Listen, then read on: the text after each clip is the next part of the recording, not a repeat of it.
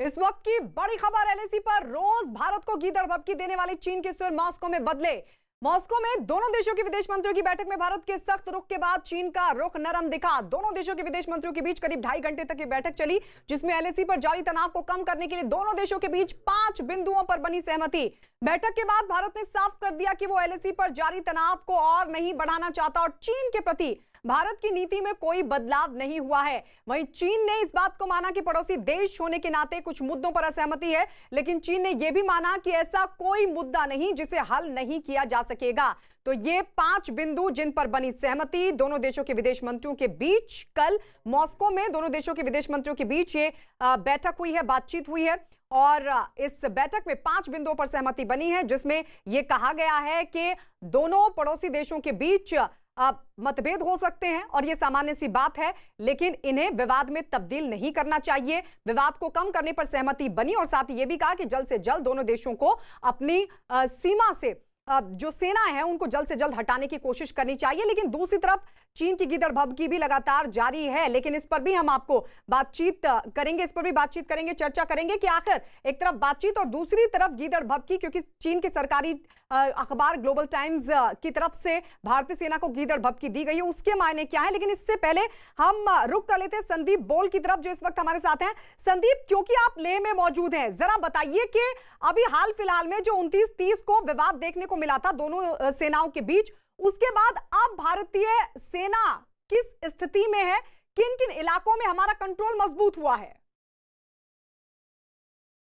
देखिए, भारतीय सेना जो है 29 और 30 के बाद से अपने आप को उसने दक्षिण पैंगोंग के इलाके में इतना मजबूत कर लिया है और यही सबसे बड़ी चिंता की बात है चीन के लिए, क्योंकि चीन को अब बातचीत की टेबल में जब भी आएगा वो उसको नेगोशिएशन करना पड़ेगा। पहले उसने कुछ ऐसे इलाके जिसपे कि हमारे इलाके पे उसने कब्जा किया हुआ था और अपनी सेना लेके आया था, उसका बातचीत की मेज पर जो है वो कहीं ना कहीं ऐड दिखाता था। लेकिन अब जिस तरीके से उस पूरे इलाके में भारतीय सेना ने अपनी पकड़ बनाई है, उससे चीन जो है वो खासा कह सकते हैं कि नाराज है और उसको ये उम्मीद नहीं थी कि भारतीय सेना इस तरीके का कोई एक्शन भी कर सकती है, प्रीएम्प्टिव एक्शन भी कर सकती है, क्योंकि जिस तरीके का एक्सपीरियंस अब तक रहा है चीन के साथ, भारतीय सेना किसी भी तरीके का कोई जोखिम नहीं लेना चाहती थी। और शायद यही वजह है कि जैसे ही सर्विलांस सिस्टम पूरे एलएसी पे, सिर्फ लद्दाख की बात नहीं कर रहा हूं मैं, पूरे एलएसी पे सर्विलांस सिस्टम को इतना मजबूत किया गया है कि भारतीय सेना हर एक उस मूवमेंट पर जो है नजर रख सकती है जो कि चीन उस इलाके में कर रहा है। और वही हुआ उस दिन, जिस दिन ये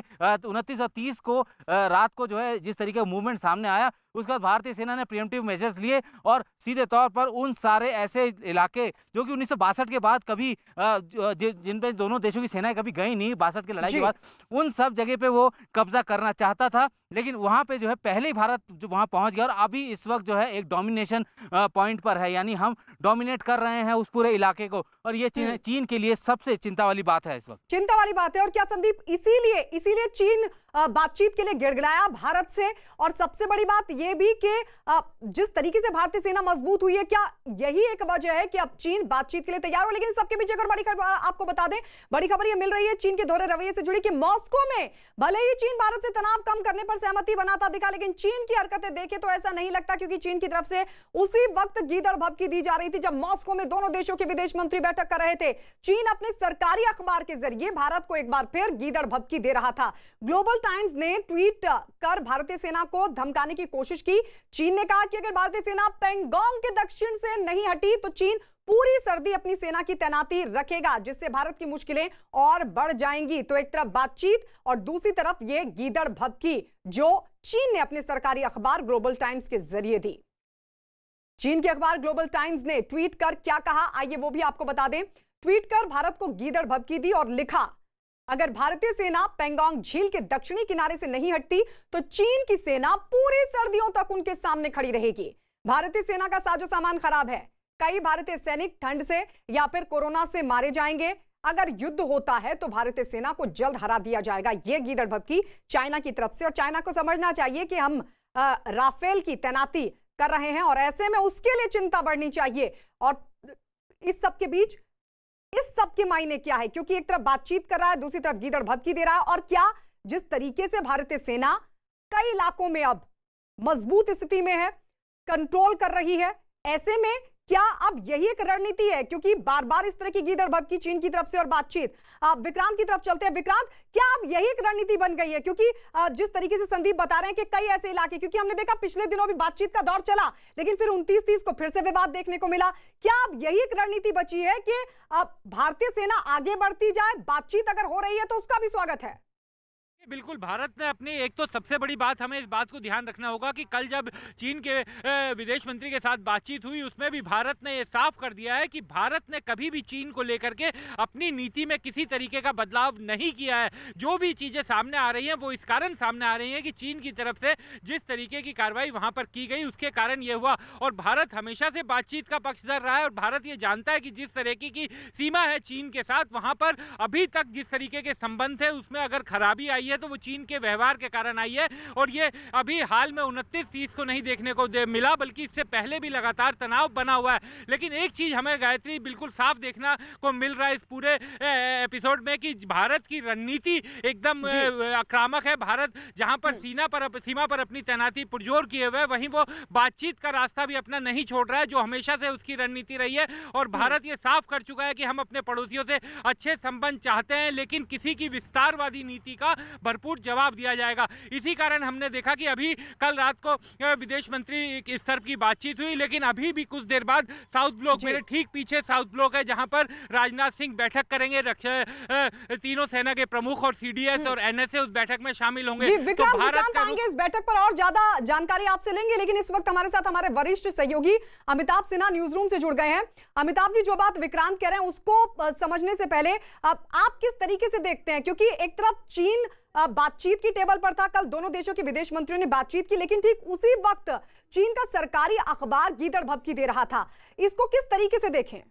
देखिए, चीन की अब खुली धमकी काम नहीं आ रही है, क्योंकि अब भारत बार बार तो देश यही दोहरा रहा है कि 1962 का भारत नहीं है। ये चीन को भी समझना पड़ेगा। जहां तक माउंटेन वॉरफेयर का सवाल है, हमारे सैनिक वेल ट्रेंड हैं। कोविड और वहां की लड़ाई ठंड की का असर हमें कम से कम भारतीय सैनिक आसानी से मुकाबला कर सकते हैं। ये हमने सियाचिन में भी देख लिया किस तरह से भारत ने वहाँ पर अपना कब्जा और वहाँ पर अपनी फौज को बरकरार रखा है पूरी मजबूती के साथ। तो दूसरी बात, चीन हर बार बातचीत की टेबल पर क्यों आ रहा है? अगर उसे तमाम कूटनीतिक से लेकर राजनयिक चीज़ों का समझ में आ रहा है, तभी वो हर बारी वो बातचीत की टेबल पर आ रहा है। दूसरी बात है, वो जानता है भारत कितना मजबूत है, भारत कितनी मजबूती से अपने जिन इलाकों में भारत ने अपनी मजबूती पकड़ ली उनसे पीछे हटाना मुश्किल है। दूसरी बात यह है। तीसरी बात, भारत उन तमाम देशों के साथ जो एशिया पैसिफिक रीजन में है, जो चीन को घेर सकते हैं, उन सब के साथ लगातार अपने संबंध और मजबूत कर रहा है। कल जापान के साथ एक परस्पर व्यापार सहयोग की संधि हुई है लॉजिस्टिक्स को लेकर। दक्षिण कोरिया के साथ हो रही है। ताइवान के साथ भारत बात बढ़ा रहा है। मंगोलिया के साथ भारत बात बढ़ा रहा है। अमेरिका के साथ अमेरिका धमकी दे रहा है। और सबसे आखिर में चीन जिस तरह से दुनिया भर में आइसोलेट हुआ है कोविड के खतरे के बाद, ये भी चीन के खिलाफ काम कर रहा है। तो परिस्थितियां हो, चाहे सैन्य स्थितियां हो, चाहे कूटनीतिक स्थितियां हो, भारत हर मामले में कम से कम फिलहाल चीन से आगे चल रहा है। तभी चीन को बार बार बातचीत की मेज पर आना पड़ रहा है। बिल्कुल, बातचीत की मेज पर आना पड़ रहा है चीन को, लेकिन इस बार की बातचीत के मायने क्या है इसको भी समझेंगे। लेकिन इस सब के बीच एक बड़ी खबर आपको बता दें, एलएसी पर चीन से तनाव के बीच अब से थोड़ी देर में रक्षा मंत्री राजनाथ सिंह एक अहम बैठक करने जा रहे हैं और इस बैठक में सीडीएस और तीनों सेना प्रमुख भी रहेंगे मौजूद। और जानकारी ये कि रक्षा मंत्री राजनाथ सिंह बैठक में पूर्वी लद्दाख के हालात पर करेंगे चर्चा। तो यह बेहद महत्वपूर्ण बैठक होने जा रही है। दोनों देशों के बीच सीमा पर जारी तनाव और कल जो बातचीत हुई है दोनों देशों के विदेश मंत्रियों के बीच, इस सब के बीच जो बैठक होने जा रही है वो बेहद महत्वपूर्ण। रक्षा मंत्री राजनाथ सिंह इस बैठक को लेंगे जिसमें सीडीएस के साथ साथ तीनों सेना प्रमुख भी रहेंगे मौजूद। किस तरीके की रणनीति बनेगी, इस पर ज्यादा जानकारी के लिए हम सीधे दिल्ली रुक कर लेते हैं। अमित पांडे हमारे सहयोगी जुड़ गए हैं। अमित, आपके पास क्या जानकारी इस पूरी बैठक को लेकर और ये बैठक इस माहौल में कितनी अहम?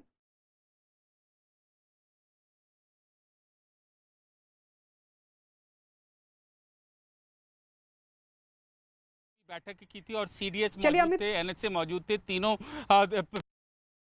बोलिए अमित।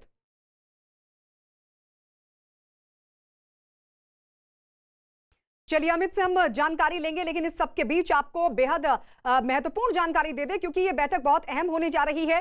कल दोनों देशों के विदेश मंत्रियों के बीच बातचीत हुई है और ठीक उसी दौरान चीन की तरफ से सरकारी अखबार के जरिए गीदड़ भभकी भी दी गई। लेकिन सवाल यही खड़ा हो रहा है कि आखिर चीन चाहता क्या है, क्योंकि एक तरफ बातचीत और दूसरी तरफ गीदड़ भभकी। इस बार बातचीत के मायने क्या है? हमारे साथ हमारे सहयोगी विक्रांत भी लगातार बने हुए हैं, अमिताभ जी भी लगातार बने हुए हैं। जो बात विक्रांत कह रहे थे अमिताभ जी, विक्रांत ने कहा कि बातचीत का भी स्वागत है, लेकिन हम आक्रामक रणनीति पर चलते रहेंगे। क्या आपको लगता है कि अब ये बहुत जरूरी हो गया है, क्योंकि चीन लगातार दोहरा रवैया दिखाता है?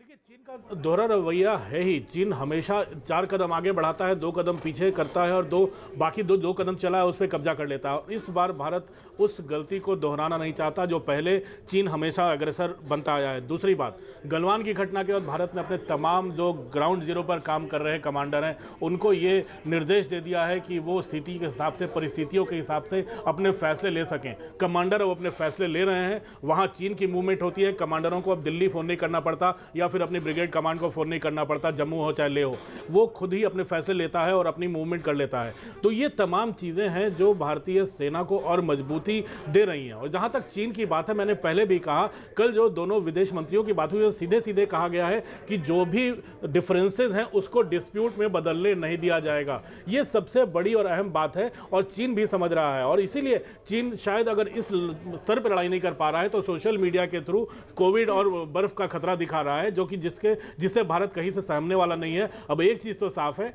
अब भारत अब ऐसी स्थिति में है जहां से वो चीन पर नजर रख सकता है और चीन को पीछे धकेल भी सकता है। भले ही मोदी सरकार ने, प्रधानमंत्री मोदी ने एक बात साफ कर दी है कि भारत एग्रेसर नहीं बनेगा, यानी भारत पहला कदम नहीं उठाएगा। भारत पहला कदम नहीं उठाएगा, क्योंकि यही वजह है कि देखिए ये जो आक्रामक रवैया इस बार हमने दिखाया। कई ऐसे इलाके हैं, संदीप हमारे सहयोगी लगातार ले से हमें जानकारी दे रहे कि कई ऐसी चोटियां हैं जहां पर इस वक्त भारतीय सेना मजबूत स्थिति में, हमारा कंट्रोल बढ़ गया है। और ऐसे में यही वजह कि चीन पर एक प्रेशर भी है और इसीलिए वो बातचीत के लिए गिड़गिड़ाया। जब दोनों देशों के रक्षा मंत्रियों के बीच बातचीत भी हुई है, लेकिन एक तरफ बातचीत कर रहा था और दूसरी तरफ दे रहा था गीदड़ भभकी। लेकिन चीन को यह समझना चाहिए कि भारतीय सेना पहले अग्रेशन नहीं दिखाएगी, लेकिन अगर उसी की भाषा में जवाब देना पड़ा तो देने से पीछे नहीं हटेंगे। सबके पीछे एक और बड़ी खबर आपको बता दें, चीन की करनी और कथनी में फर्क साफ तौर पर दिखाई दिया। रूस में भारत और चीन के बीच शांति की बात हुई तो चीन के मुखपत्र ग्लोबल टाइम्स ने एक बार फिर भड़काने वाला वीडियो जारी कर भारत को गीदड़ भभकी देने की कोशिश की। इस वीडियो में सैन्य अभ्यास और ड्रोन से निगरानी की तस्वीरें दिखाई गई। साथ ही सीमा पर चीनी सेना की तैयारियों को दिखाया गया है और इसके साथ ही ग्लोबल टाइम्स ने लिखा है कि तकनीक के जरिए चीन किसी भी स्थिति से निपटने के लिए तैयार है। तो एक तरफ बातचीत और दूसरी तरफ इस तरीके की हरकत चीन की तरफ से, ट्वीट और फिर ये वीडियो। संदीप, अब इस वीडियो को किस तरीके से देखें? देखिए, चीन जो है वो शुरू से प्रोपेगेंडा करने का माहिर माना जाता है और इसी वजह से इस तरीके की जो है तस्वीरें, वीडियो वो रिलीज करता है। हालांकि जिस तरीके की वीडियो आ रखी है ये बहुत पुरानी वीडियो है, लेकिन जिस समय पे ये इसको रिलीज किया गया है, जाहिर सी बात है कि ये समय मैटर करता है। क्योंकि एक तरफ तो अब विदेश मंत्रियों के बीच में बातचीत हुई, एक सहमति बनाने की कोशिश हुई, लेकिन उसके बाद इस तरीके की चीज़ें आना, इस तरीके की वीडियो आना, वो सीधे तौर पर एक कह सकते हैं कि मीडिया का इस्तेमाल जो है वो कर लेना चाहता है, एक प्रोपेगेंडा वॉरफेयर को आगे बढ़ाकर, और ऐसे में एक माहौल तैयार करने की कोशिश करता है। खास सिर्फ बात यह है कि वीडियो रिलीज नहीं किया। चीन के ऊपर सबसे बड़ा दबाव ये है कि अगर इस पूरे इलाके में जो चीन अपने आप को सबसे बड़ा दादा समझता था, उसी के तर्ज पर जो है उसने कई सारे देशों को जो है अपने कब्जे में लिया। और ऐसे में अब भारत से लगातार मिल रही चुनौती से चीन को इस बात का डर सताने लगा है कि कहीं उसी के देश में अंदर रिवोल्ट ना हो जाए। इनर मंगोलिया की बात करें, वहाँ पे जो है प्रोटेस्ट शुरू हो चुके हैं, बहुत संख्या में जो लोग प्रोटेस्ट कर रहे हैं। साथ ही अगर शिंजियांग प्रांत की बात करें, वहाँ उनको जो है प्रोटेस्ट का सामना करना पड़ रहा है। तिब्बत में उस चीन को इस बात का डर सता रहा है कि तिब्बत में भी इस तरीके की स्थिति ना हो जाए। आपको याद होगा वांग ही जो कि विदेश मंत्री है, वो बाकायदा जो अरुणाचल में है, अरुणाचल में LAC के पास वो वहां तक पहुंचे थे और ये बताया गया था कि हम तो सिर्फ वहां के जो प्रोजेक्ट है, डेवलपमेंट प्रोजेक्ट है, उसको देखने के लिए गए थे, किस तरीके से काम हो रहा है। आज तक कभी जो है चीन ने उन सारे इलाकों को जो कि कब्जाए हुए हैं दूसरे देशों से, उस पर इतना ध्यान नहीं दिया। लेकिन इस तरीके से इतने बड़े विजिट अगर उन इलाकों में होना, जाहिर सी बात है साफ कर रहा है कि चीन को ये लगता है कि जिस तरीके से भारत ने चीन को पूरी तरीके से मुंह की खाने को मजबूर किया है, कहीं उसको अपने ही देश के अंदर जो कब्जाए इलाके हैं उनमें रिवोल्ट का सामना ना करना पड़े। अगर ऐसा होता है तो उसके लिए बहुत मुसीबत होगी। अमिताभ जी, क्या यही वजह है कि चीन बातचीत के लिए गिड़गिड़ा रहा है। एक तरफ बातचीत कर रहा है और दूसरी तरफ वो ये भी दिखाने की कोशिश कर रहा है कि देखिए हम तो आक्रामक हैं, लेकिन समझना होगा कि भारत आक्रामक हो सकता था। हम चाहते तो जिन इलाकों में अब हमारा कब्जा है, हम आगे बढ़कर मजबूत स्थिति में हो सकते थे, लेकिन कभी हमने आक्रामक रवैया खुद से आगे बढ़कर नहीं दिखाया। लेकिन अगर चीन की तरफ से इस तरह की हरकत होगी तो माकूल जवाब दिया जाएगा और यही डर चीन को है।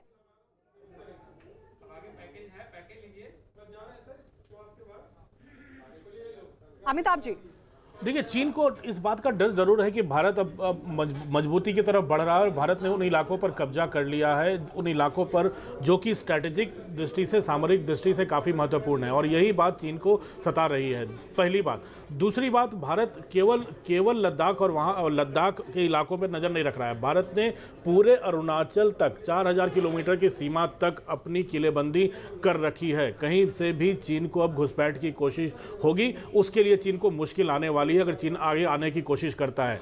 तीसरी बात जो सबसे अहम है वो बॉर्डर एरिया। लद्दाख में अगर चीनी सेना कई किलोमीटर तक भारत में घुसी चली आती थी तो हमारे पास ऐसा कोई सिस्टम नहीं था। दूर गांव में हमारा टेलीकम्युनिकेशन का सिस्टम ऐसा नहीं था जो गांव वाले भी भारत की सेना को या भारत में जो अथॉरिटीज है उनको संदेश और संकेत दे पाते कि चीनी सेना घुसी चली आ रही है, जो आगे पहले नेफा में हुआ था। लेकिन सबसे बड़ी अहम बात है कि अब मोदी सरकार ने पूरे लद्दाख इलाके में हर गांव को टेलीकम्युनिकेशन से, सैटेलाइट फोन से जोड़ने का फैसला कर लिया है और यह पूरी तेजी से काम चल रहा है। यानी चीनी सेना ने भारतीय सीमा में एक कदम भी रखा, अगर सेना वहां नहीं है, लेकिन तुरंत अथॉरिटीज को, भारतीय सेना को यह खबर मिल जाएगी। अब टेलीकम्युनिकेशन बहुत मजबूती से भारत सरकार ने उस दिशा में कदम बढ़ा दिए हैं और काम काफी आगे पहुंच चुका है। और तीसरी जो सबसे अहम बात है, इंफ्रास्ट्रक्चर, सड़क निर्माण। अब रोहतांग मनाली हाईवे जो 12 महीने काम करेगा, उसका उद्घाटन प्रधानमंत्री 27-28 तारीख को इसी महीने में करने वाले हैं। ये 12 महीने खुला रहेगा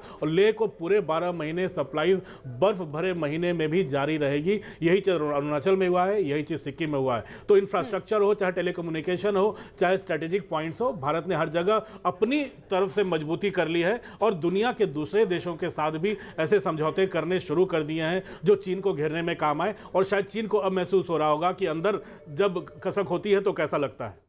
बिल्कुल। ये जो 3 महत्वपूर्ण पॉइंट अमिताभ जी ने बताया कि उस रणनीति पर हम आगे चलते रहेंगे और ये किस तरीके से चीन को मात देने में कारगर होगा, इसके लिए हम दूसरे सहयोगी की तरफ भी रुख करेंगे और ये भी जानने की कोशिश करेंगे कि चीन का ये जो रवैया है, क्योंकि संदीप ने बताया था कि जैसे जैसे सर्दियां बढ़ेंगी चीन की मुश्किलें भी उसी हिसाब से बढ़ेंगी।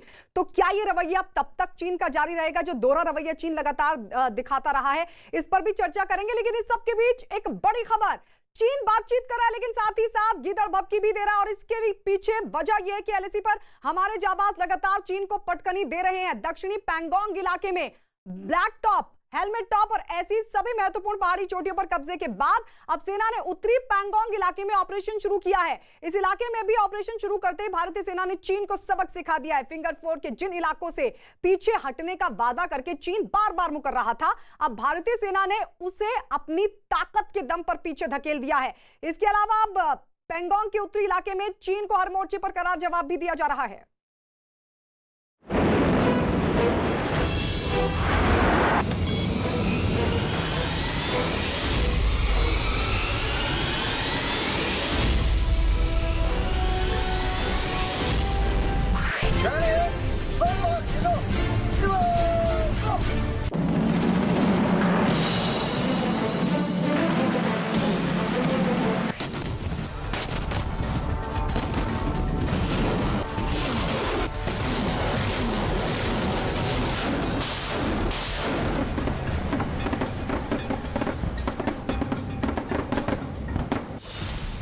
रफाल से ध्वस्त हुआ शी का हवाई किला।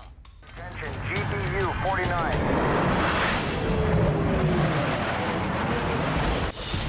रफाल के डर से लाल सेना करे हवाई धमाका।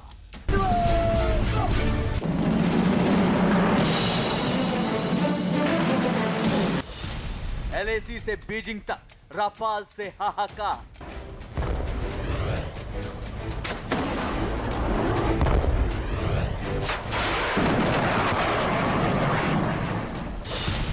डरी हुई लाल सेना पर भारत का करारा प्रहार। रणभूमि में रफाल के उतरने का असर भारत के दोनों पड़ोसी देशों में मची हलचल से साफ समझा जा सकता है।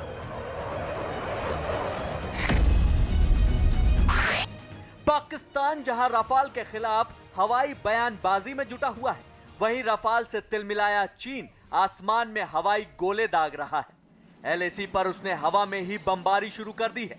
चीन की बौखलाहट का आलम यह है कि तिब्बत में वो पिछले 48 घंटों से लगातार आसमानी धमाका कर रहा है।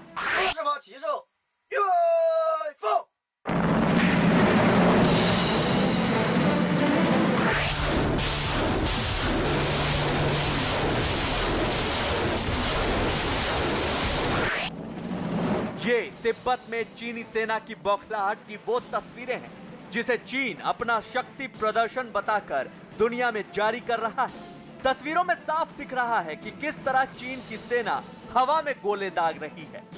तिब्बत में भारत की सीमा से करीब चीन की ये हरकत पिछले कई दिनों से जारी है, जिसका सबूत है ये दो तस्वीर। ये दो तस्वीर चीन की सेना के डर का सबसे बड़ा सबूत है। हालांकि चीन इन्हें अपनी सेना का युद्धाभ्यास बता रहा है। इसमें पहली तस्वीर चीन की मीडिया की ओर से 10 सितंबर को जारी की गई है, जबकि दूसरी तस्वीर 9 सितंबर को जारी की गई। इन दोनों ही तस्वीरों से साफ हो जाता है कि चीन की सेना दिन और रात की फिक्र किए बिना तिब्बत में भारतीय सीमा के करीब लगातार गोले बरसा रही है। चीन वैसे तो इन तस्वीरों से दुनिया में अपनी ताकत की नुमाइश करने की कोशिश कर रहा है, लेकिन सच्चाई यह है कि ये तस्वीरें चीन के डर को बयां कर रही हैं और इन तस्वीरों से एलएसी पर उसकी हार की तिलमिलाहट साफ नजर आ रही है। चीन की लाल सेना की सबसे बड़ी तिलमिलाहट है पैंगोंग में उसकी हार। भारत पैंगोंग के इलाके में विवाद को सुलझाने के लिए पिछले 3 महीने से ज्यादा हो गए लगातार चीन के सैन्य अधिकारियों के साथ बात कर रहा है। चीन के सैन्य अधिकारी बैठक में तो कई ऐसे विवादित हिस्सों से पीछे हटने का वादा भी करते हैं, लेकिन बाद में वो मुकर जाते हैं। बार बार वादा खिलाफी से अब भारत ने अपना रुख बदल लिया है। भारत अब चीन की सेना को पीछे धकेलने का ऑपरेशन तेज कर चुका है। दक्षिणी पैंगोंग के बाद अब उत्तरी पैंगोंग में भारत चीन को सबक सिखाने की पूरी तैयारी कर चुका है। कुछ दिन पहले ही पैंगोंग झील के दक्षिणी किनारे पर चीन ने ब्लैक टॉप पर कब्जा करने की नीयत से घुसपैठ की, लेकिन हमारे जवान मुस्तैद थे।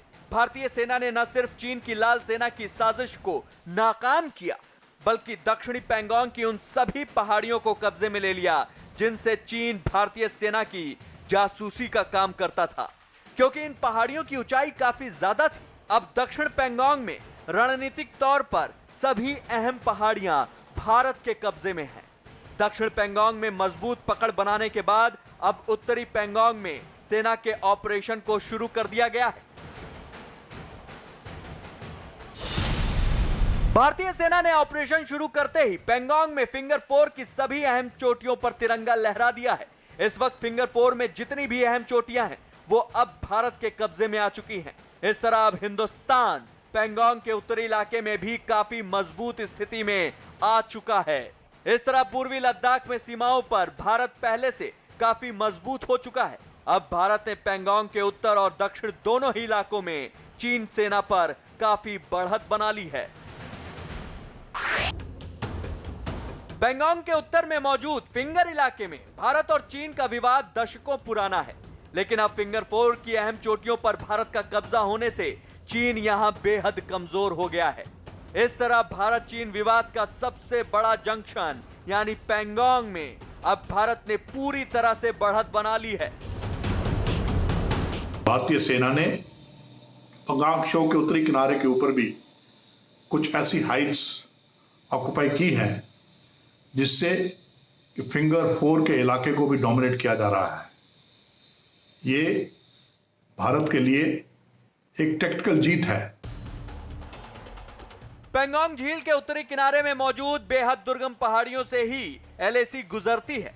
इस इलाके में उसी को मजबूत माना जाता है जिसके कब्जे में यहां मौजूद ऊंची ऊंची पहाड़ियां होती हैं।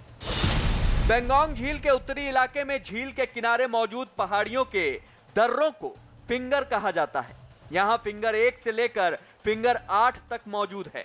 एलएसी फिंगर 8 से होकर गुजरती है और फिर फिंगर 4 पर भारतीय सेना की स्थायी पोस्ट है। इसके आगे सिर्फ गश्त के लिए ही जवान जाते हैं। चीन फिंगर 4 तक के इलाके पर अपना दावा करता है, लेकिन अब भारत ने फिंगर 4 को मजबूती से अपने कब्जे में ले लिया है। फिंगर 4 के भारत के कब्जे में आने के बाद से एलएसी पर तस्वीर बदल गई है। हिंदुस्तान की फौज पूर्वी लद्दाख के सबसे विवादित पैंगोंग पर अब एक मजबूत स्थिति में है और इसका फायदा आने वाले दिनों में भारत और चीन के बीच होने वाली बैठकों में साफ दिखाई दे सकता है, क्योंकि चीन अब तक भारत को इस वजह से अंगूठा दिखाता था क्योंकि उसके कब्जे में कुछ चोटियां थी। लेकिन अब भारत की फौज ने जिस तरह से दक्षिणी और उत्तरी पैंगोंग में अपनी मजबूती बनाई है, माना जा रहा है कि आने वाले दिनों में जो बैठकें होंगी उसमें चीन को भारत आसानी से झुका सकेगा।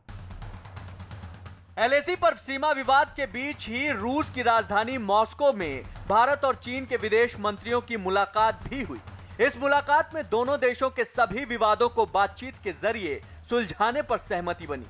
इसके बाद ये उम्मीद है कि सीमा पर भी शायद चीन अपनी हरकतों से बाज आए, लेकिन चीन के धोखे के इतिहास को देखते हुए भारतीय सेना किसी तरह की ढील फिलहाल नहीं देगी।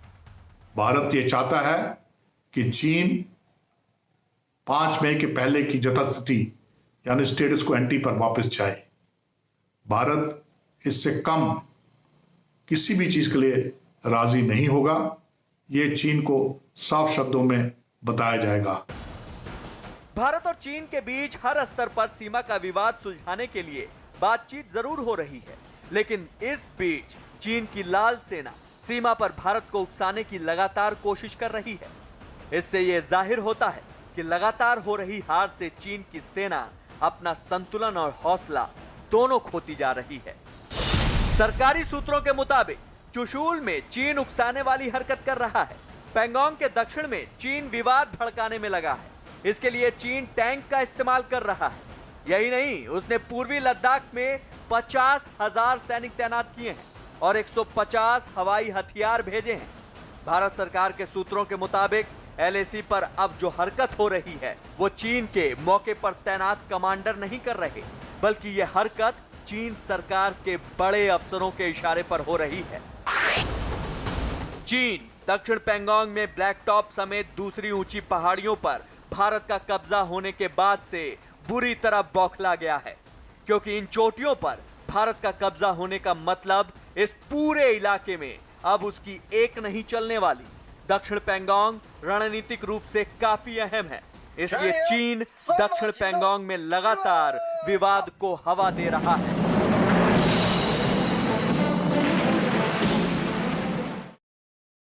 और इस बीच एक बड़ी खबर चीन से तनाव के बीच 15वीं corps commander lieutenant general BS Raju ने यह साफ कर दिया कि भारतीय सेना किसी भी हालात से निपटने के लिए तैयार है। तो ये कहा गया है साफ तौर पर, क्योंकि जिस तरीके के हालात फिलहाल बॉर्डर पर बने हुए, एक तरफ बातचीत और दूसरी तरफ गीदड़ भभकी, इसे इन हालातों को जाहिर तौर पर नाजुकी कहा जाएगा। और ऐसे में भारतीय सेना पूरी तरीके से तैयार है, क्योंकि बड़ी खबर मिल रही है, बड़ी जानकारी है कि चीन से तनाव के बीच ये 15वीं कोर के commander lieutenant general BS Raju की तरफ से ये साफ तौर पर कह दिया गया कि भारतीय सेना किसी भी हालात से निपटने के लिए तैयार है। सेना लगातार कह रही है कि हम पूरी तरीके से तैयार हैं, चीन जिस भाषा में चाहेगा उसी भाषा में उसको जवाब दिया जाएगा। और यही वजह है कि आक्रामक रवैया इख्तियार करते हुए भारतीय सेना ने अब उन इलाकों में अपना कंट्रोल कर लिया है जिन इलाकों को लेकर लगातार चीन गीदड़ भभकी दे रहा था, और अब चीन की एक नहीं चल रही है। और यही वजह है कि चीन बौखलाया हुआ है। चीन बातचीत के लिए गिड़गिड़ाया और इसी गिड़गिड़ाहट के बाद दोनों देशों के विदेश मंत्रियों के बीच मॉस्को में बातचीत भी हुई, लेकिन चीन ने फिर अपनी असलियत दिखा दी। तो आवाम को डरने की बिल्कुल ही कोई दिक्कत बात नहीं होना चाहिए। इंडियन आर्मी की ताकत है और जो कार्रवाई जरूरी है उसके ऊपर सही कार्रवाई किया जाएगा। सर, सूरत हाल क्या है अभी वहाँ पे? इसके बारे में मैं ज़्यादा टिप्पणी नहीं करना चाहता हूँ, क्योंकि वो दूसरे इलाका का है। बट ये बताना चाहता हूँ कि जो मुलाजिम कार्रवाई है उसके हिसाब से उधर की आर्मी कार्रवाई कर रहा है। और इस पर ज्यादा जानकारी के लिए रिफत अब्दुल्ला हमारे सहयोगी जुड़ गए हैं। रिफत अब्दुल्ला, आप विस्तार से बताइए कि commander lieutenant general BS Raju ने कहा क्या, क्योंकि जो फिलहाल हालात हैं उन हालातों को जाहिर तौर पर नाजुक कहा जाएगा। देखिए गायत्री, मैं आपको ये बता दूं कि ये जो इन्होंने बात की मीडिया के साथ, खासतौर से न्यूज़ 18 के साथ, ये वार्ड 1 एरिया है, कट ऑफ एरिया रहता है। वहां पे एक फंक्शन के लिए वो गए थे जहां पे मोबाइल टावर की इनॉग्रेशन करनी थी, लेकिन वहां पे जब इनसे पूछा गया कि चाइना इंडिया के दरमियान जो तनाजा है इस वक्त, जो स्टैंड ऑफ चल रहा है, तो उस पे इनकी क्या राय। हालांकि इन्होंने कहा कि वो इनके एरिया में नहीं आता है, लेकिन बेस जो है वो श्रीनगर में ही है, क्योंकि ये GOC है 15 कोर के। और इन्होंने ये कहा कि इंडियन आर्मी बिल्कुल सक्षम है कोई भी जवाब देने के लिए, जो भी कार्रवाई करनी होगी वो कार्रवाई की जाएगी, और आवाम को जो है घबराने की कोई जरूरत नहीं। जिस कॉन्फिडेंस के साथ इन्होंने कहा कि आवाम को घबराने की जरूरत नहीं है, तो ये कहा जा सकता है कि लेह में जिस तरीके की कार्रवाई अब इंडियन आर्मी की तरफ से की जा रही है, तो वहां पे कोशिश ये की जा रही है कि वो हाइट्स पे ज्यादा से ज्यादा जो है अपनी कार्रवाई करे और हाइट्स पे अपनी पोजीशन बनाएं। लेकिन साथ ही जिस तरीके से 15 कोर का एरिया आता है, ये बहुत बड़ा एरिया है, जो भी डिप्लॉयमेंट होनी है यहाँ से होती है, जो बाय रोड जितना भी रीइंफोर्समेंट होना है वो यहाँ से होना है। और कल से भी हमने देखा कि हवाई जहाज जो है, खासतौर से फाइटर जेट श्रीनगर में लगातार घूम रहे हैं। तो ये कहा जा सकता है कि इंडिया की तरफ से हर मुमकिन प्रिपरेशन की जा रही है, अगर कोई भी सिचुएशन पैदा हो जाती है उसका जवाब दिया जाएगा। हालांकि टेंशन अभी कम नहीं हुई है जिस तरीके से, टेंशन कम नहीं हुई, और यही वजह की सेना प्रमुख की तरफ से भी पिछले दिनों ये कहा गया था कि हालात ये नाजुक हैं, और ऐसे में भारतीय सेना बार बार ये कह रही है कि हम पूरी तरीके से तैयार हैं, किसी भी हालात से निपटने के लिए हम पूरी तरीके से तैयार हैं। और इस सब के बीच आपको एक बड़ी खबर भी बता दें, बड़ी खबर यह मिल रही है कि रक्षा मंत्री राजनाथ सिंह जो बैठक लेने जा रहे हैं, अब वो बैठक शुरू हो चुकी है। तो LAC पर तनाव के बीच रक्षा मंत्री राजनाथ सिंह ये बैठक कर रहे हैं, और इस बैठक में CDS मौजूद हैं। तीनों सेना प्रमुखों को भी इस बैठक में बुलाया गया है, तीनों सेना प्रमुख भी इस बैठक का हिस्सा हैं, और इस बैठक को बेहद महत्वपूर्ण माना जा रहा है। दोनों देशों के बीच जो तनाव लगातार चल रहा है, उस तनाव के बीच ये बैठक बेहद अहम। अमिताभ सिन्हा हमारे सहयोगी लगातार हमारे साथ बने हुए हैं। अमिताभ जी, जिस तरीके से सेना लगातार ये कह रही है कि हम हर स्थिति से निपटने के लिए तैयार हैं, आज जो बैठक हो रही है, इस तनाव के बीच इस बैठक को आप किस तरीके से देखते हैं? इस बैठक के दो ही लक्ष्य हो सकते हैं। पहला कि कैसे जो हमारे सुदृढ़ की है अपने स्थितियां लद्दाख में, उन तमाम इलाकों में जिसको लेकर चीन काफ़ी परेशान है, उन इलाकों में अपनी मजबूती को कैसे बरकरार रखा जाए, और दूसरा अब आने वाले मौसम में कैसे वहाँ पर रसद की और जवानों की का आना जाना लगातार बरकरार रहे, इसको कैसे सुनिश्चित किया जाए। और तीसरा, अगर कहीं पे पूरे 4000 किलोमीटर की सीमा पर कहीं कोई कमियां हैं तो उनको कैसे दूर किया जाए। तो कुल मिलाकर ये पूरी तरह से असेसमेंट के लिए ये बैठक हो रही है। राजनाथ सिंह लगातार इन लोगों के साथ बैठक कर रहे हैं। गलवान घाटी की घटना के बाद राजनाथ सिंह ने लगातार, रक्षा मंत्री ने बैठकें की हैं तीनों सेना प्रमुखों के साथ, CDS के साथ बैठकर, और एक भी दिन ऐसा नहीं गया है शायद जब रक्षा मंत्री ने और प्रधानमंत्री ने इसका पूरा का पूरा जायजा न लिया हो अपने स्थिति को और सुदृढ़ करने के लिए। बिल्कुल, शुक्रिया अमिताभ जी हमारे साथ जुड़ने के लिए। लेकिन लगातार हमारे जो तमाम सहयोगी हैं वो हमारे साथ बने रहेंगे, और जो महत्वपूर्ण बात अमिताभ जी ने कही कि आने वाला जो वक्त होगा, क्योंकि सर्दियां शुरू होगी, उसमें अब क्या रणनीति हो सीमा पर, उसको लेकर ये उस लिहाज से ये बैठक बेहद महत्वपूर्ण है। लेकिन इस सबके बीच आपको बता दें, चीन पैंगोंग के दक्षिणी हिस्से में भारत का पूरी तरीके से नियंत्रण हो जाने से सबसे ज्यादा बौखलाया हुआ है। LAC से लेकर बीजिंग तक दक्षिण पैंगोंग इलाके में चीन के कमजोर होने से हलचल मची हुई है, और चीन की इस हलचल की वजह भी जायज है, क्योंकि दक्षिण पैंगोंग की जो पहाड़ियां और इलाके अब भारतीय जवानों के कब्जे में हैं, उनसे ही इस पूरे इलाके में बढ़त बनाई जा सकती है, क्योंकि इस इलाके की भौगोलिक स्थिति ऐसी है कि यहीं से पूरे पैंगोंग इलाके की तस्वीर तय होगी। और इस इलाके में हार से चीन क्यों तिलमिला गया है, जानने के लिए यह रिपोर्ट देखिए।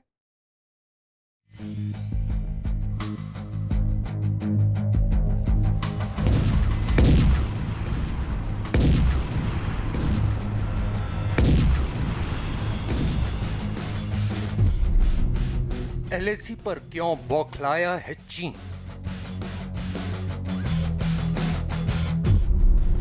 घुसपैठ की कोशिश क्यों कर रहा है चीन?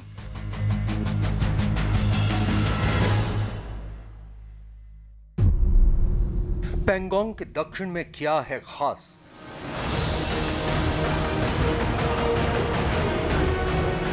चीन ने डोकलाम के बाद गलवान किया और उसके बाद पैंगोंग में पंगा शुरू कर दिया।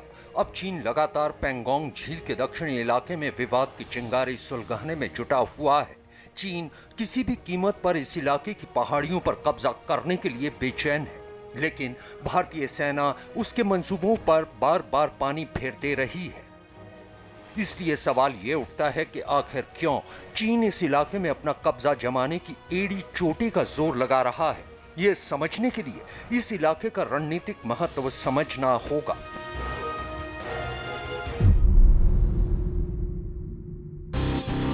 पेंगोंग का दक्षिणी इलाका चुशूल का सब सेक्टर है।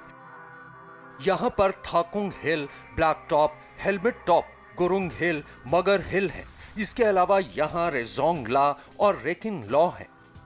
इसी इलाके में स्पानगुर गैप और चुशूल घाटी भी है।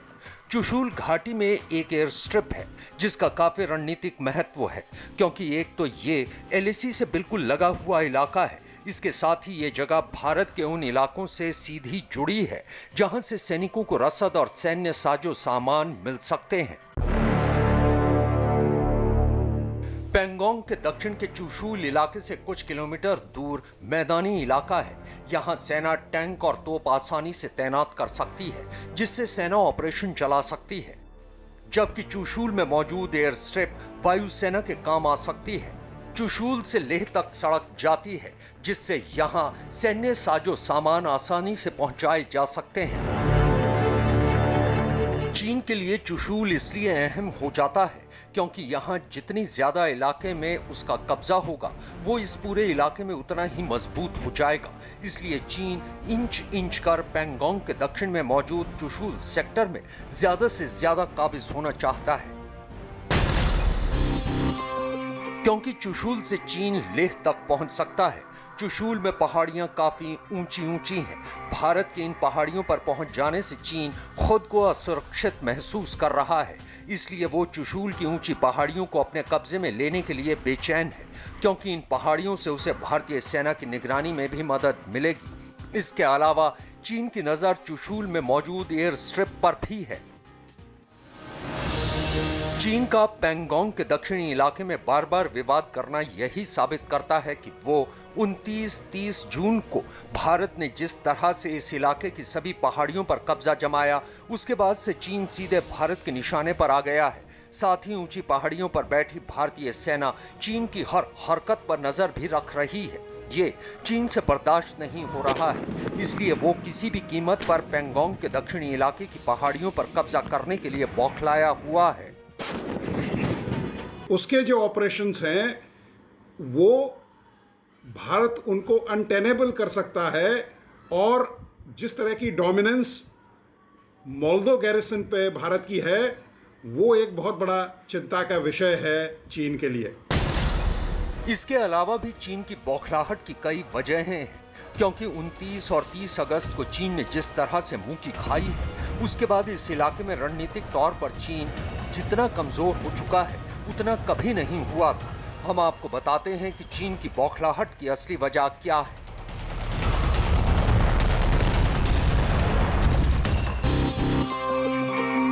दरअसल ब्लैक टॉप और हेलमेट टॉप से चीन की पोस्ट फायरिंग रेंज में है, इससे चीन परेशान है। इसके साथ ही ऊंचाई पर होने से भारतीय सैनिक चीन की निगरानी कर रहे हैं, इससे भी चीन की बौखलाहट बढ़ती जा रही है।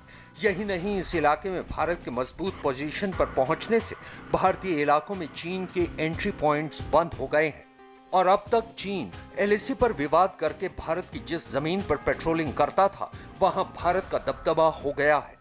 इन सब के अलावा चीन की सेना राष्ट्रपति शी जिनपिंग की नाराजगी से भी काफी घबराई हुई है, इसलिए वो उन्हें खुश करने के लिए भारतीय इलाकों को कब्जे में लेने की कोशिश कर रही है।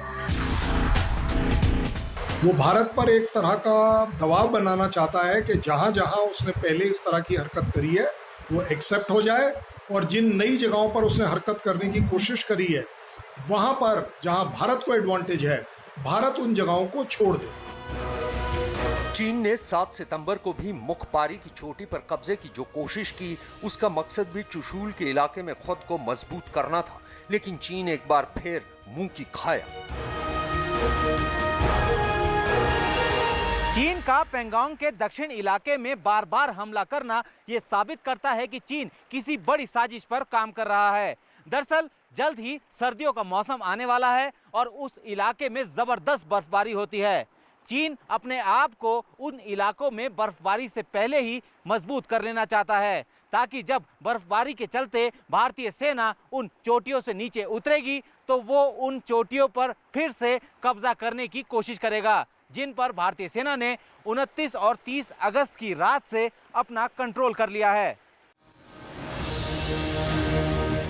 मुखपारी में हुए विवाद को भारत और चीन के विदेश मंत्रियों की बैठक से भी जोड़कर देखा जा रहा है। भारत और चीन के विदेश मंत्रियों के रूस में बैठक होने जा रही है। माना जा रहा है कि मुखपारी में विवाद कर